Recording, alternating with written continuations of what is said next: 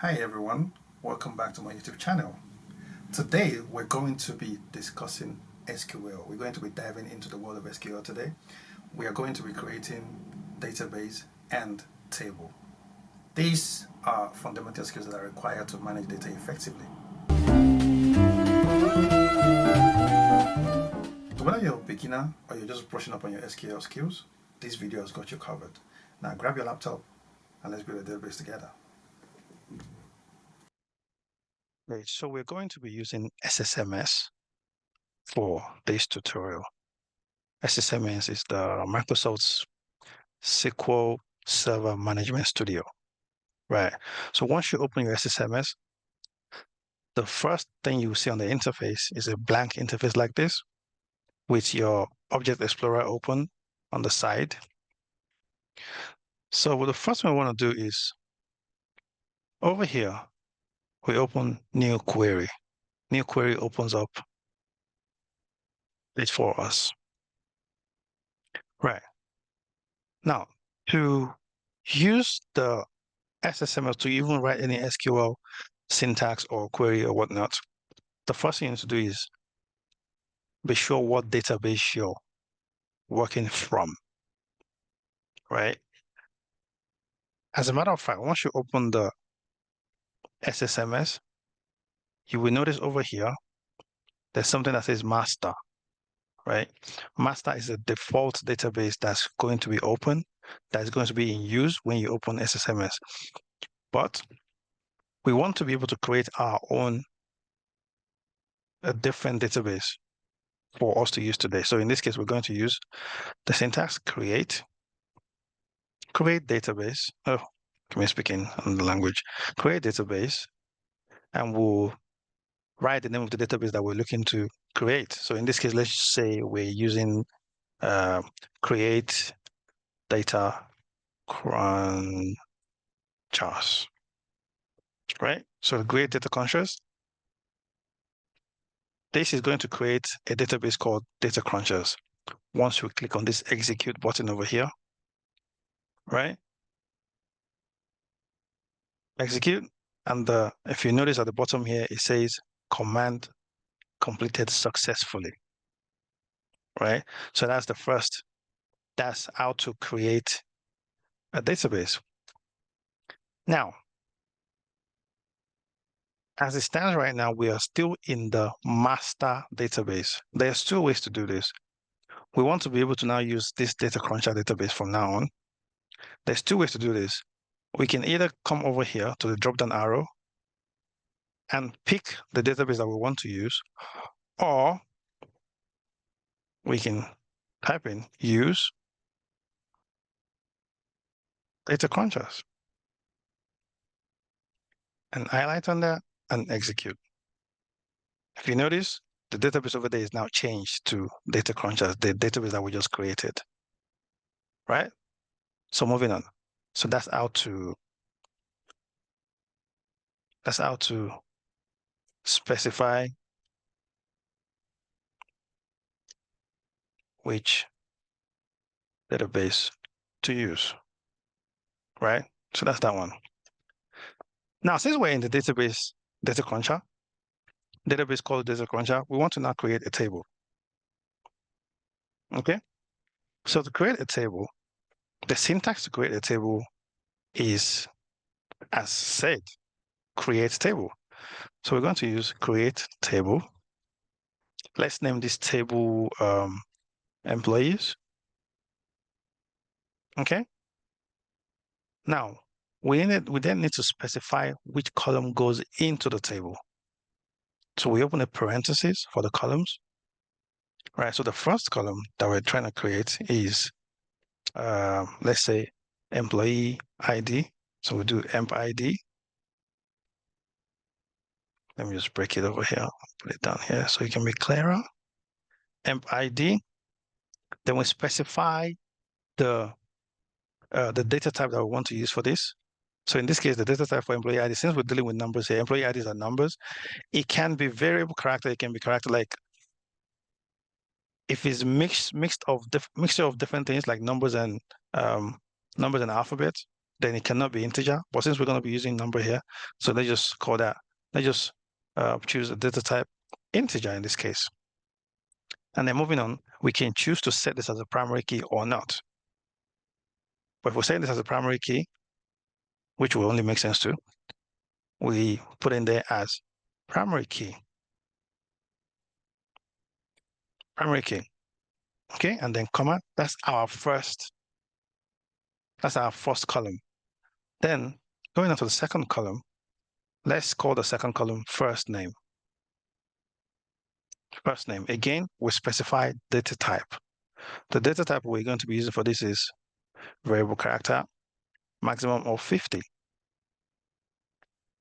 Okay. And let's call the third column last name. Yeah, last name. Again, we can use data type variable character, maximum 50. And there is the end of creating tables. And then we can run this. Once we run this right now, let's see how this goes. Remember, we're still in data Krunchers database. So let's run this now. Now it says command completed successfully. Okay. Moving on. Now, if we look at this table that we just created, let's take a look at the table right now. To retrieve a table, so to look in the table that we just created right now, we use the select statement. So select all, asterisk means all, by the way. If whatever you're trying to retrieve from the database, that's what you put in front of the select statement. If you want to just see the first name, you can just put select first name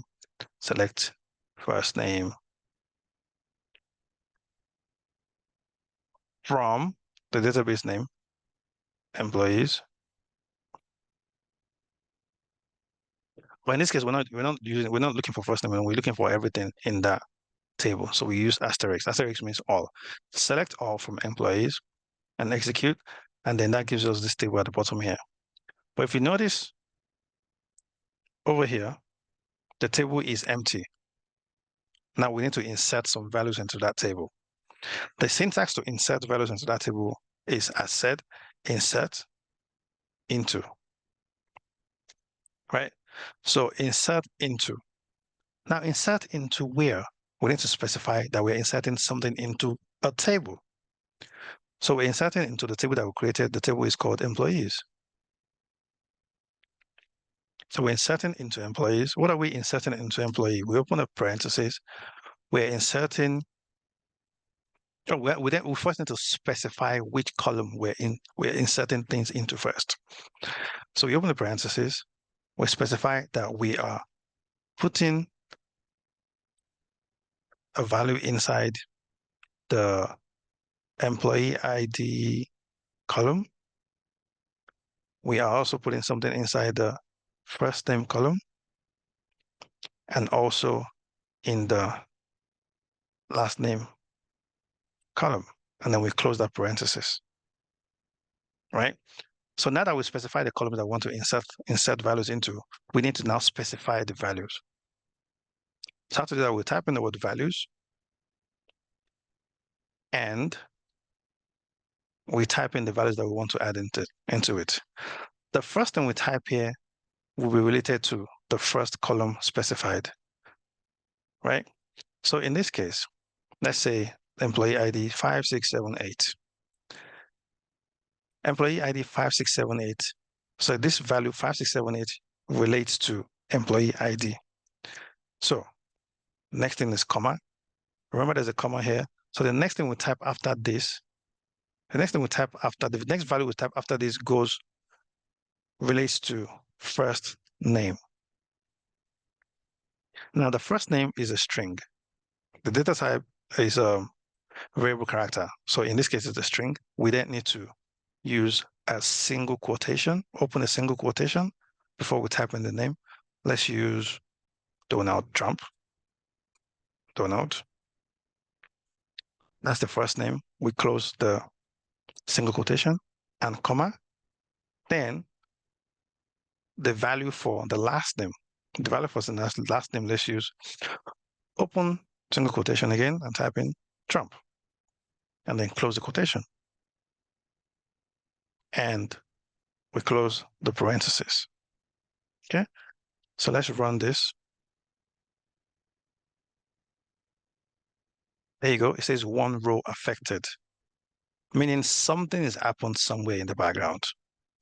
Now let's go back and check our table, our employee table.